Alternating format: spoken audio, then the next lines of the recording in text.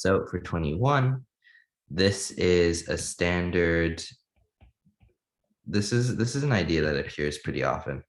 So we're just gonna assume that x and y are greater than 0 for now. This doesn't really matter because if you flip the sign of x, for example, everything stays the same because x squared doesn't care about, will like have the same value for x and negative x, same with absolute value of x. Then you can rearrange this as x squared minus x plus y squared minus y equals 0. And then you complete the square.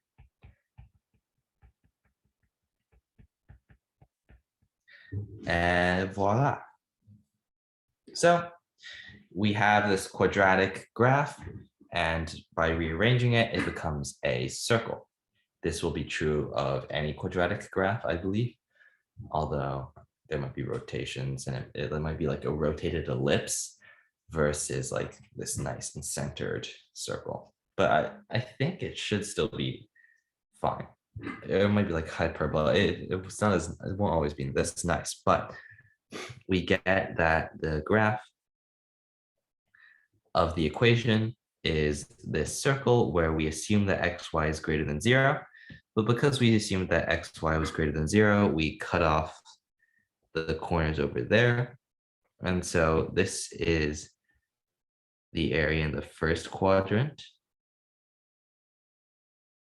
But this thing will be symmetric across quadrants because in each quadrant,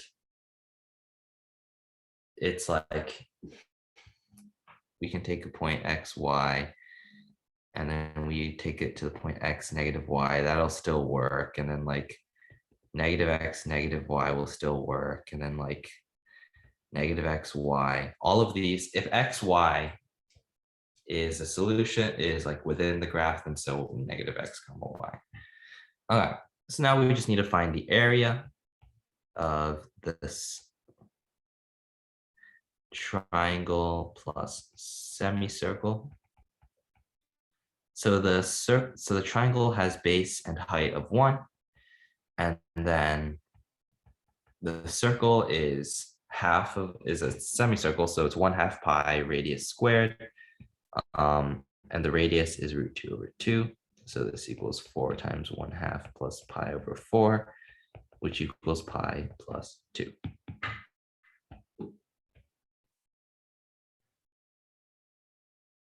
Yeah.